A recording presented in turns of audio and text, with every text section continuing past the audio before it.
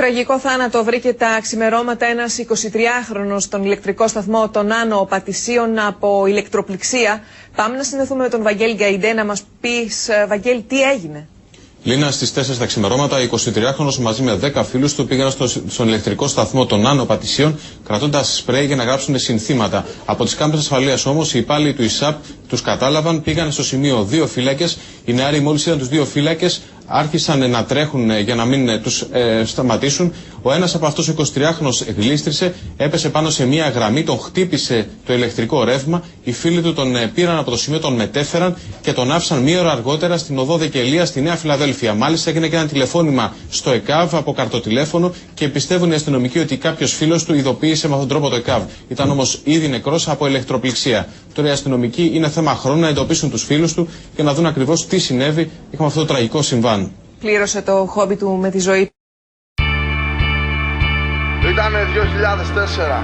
Ένα βράδυ. Μία και κάτι λοιπόν και βρίσκεται έξω από το σταθμό, πάντα προσέχοντας γύρω, κανένα πρόβλημα ως εδώ. Συνεπής στο ραντεβού που έχει με την ιστορία. Η καφάτζα ανοιχτή για ακόμα μια αλητία. Για ένα χολκάρ που έχει στο νου του καιρό. Είχε τσεκάρει το γιάρτ και είδε πως είναι εφικτό. Έτσι χώνεται, πάντα με μάτια ανοιχτά, πάντα με γρήγορες κινήσεις. Στην σκάλα ανεβαίνει, έτσι πρέπει να αρχίσεις. Γύρω όλα σωστά, άμα το τρέξουνε κασόνια, τυχάκι και άντε γεια. Ξεκινάει λοιπόν, γράφει στο δεξί το χέρι και φεύγει το γέμισμα. Αγχωμένος στην ψηλιά και καμιά φορά δεν ξέρεις, μα το διαισθάνεσαι όταν μάτια πέφτουν πάνω σου και τότε ψιλοχάνεσαι.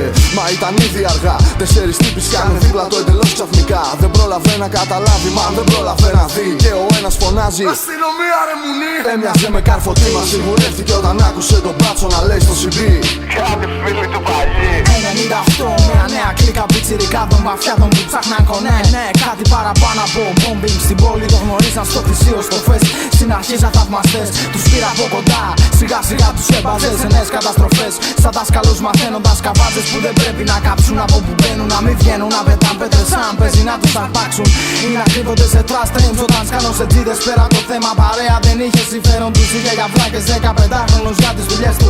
Όπως χίλιες κάμερες και φωτογραφίες που λες με συνεργασίες. Είχε γαμίσει μηχανές, επιρρός μα χωρίς φιλίες πολλές. Τους σκέψουνε για μια καινούρια να σκάσουνε ραντεβού. Να γαμίσουνε μια καινούρια κούκλα το λοιπόν. Την ίδια νύχτα τρύπωσαν απ' την κομπόλ. Σαν ποντίκια στις κινήσεις, σαν σκορπί στις ενισχύσεις. Όλοι με full face, τσάντες γεμάτες κάνς. 3 παράθυρα κομμάτι, το πλάνο και κάνα τραπ. Βήματα γρήγορα, βήματα σταθερά με μοντάνα ισπανικά. Στο μυαλό τους η πιθανότητα για πέσιμο, απλά για εξηγήσεις αργά. Οι 3 τα πάνελς μπροστά, ένας Σιτσίλιες, άλλος φώτος. Μοιάζει τέλεια δουλειά και τελικά η μηχανή γεμίζει χρώμα. Το μόνο που έχει μείνει λίγα highlights ακόμα. Ήτανε σφύριγμα, φόβος και αδρεναλίνη. Πιτσιρικάδες εκτελούν οδηγίες και ό,τι γίνει 3 σε trust train. 2 μέσα το ποτίχο, μόνο φωνές από γουρούνια. Κι όλοι θα σε πετύχω. Μόνο ένα κυριεύει ο φόβος και τα έχει χάσει. Τα πόδια στην πλάτη μα από παντού σκάνε μπάτσι. Πέσε κάτω! Οκ, εντάξει, ένας για να το ψάξει. Κάνει άλλη ρε που μάραθον να τα ξεράσει. Η πρόταση του μπάτσου ήτανε με την πλήρωση στάδικα. Εμάς τους δίνεις, συμπληρώνεις γαμισιάδικα. 2 μέρες μετά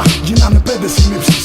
Ξυλώθηκαν σκληροί φωτογραφίες για αποδείξεις. Μια φύγη χωρίς άλοθη. Φώτος για πιστήριο. Πιτσιρικάδες 6 χρόνια στα αναμορφωτήριο. 6 δύσκολα χρόνια, 15χρονη αντίθαση. Πάντα μες στο μυαλό τους οι δίψα τους για εκδίκηση. Χωρίς εμπιστοσύνη δεν ψάχνουνε πια γιατί.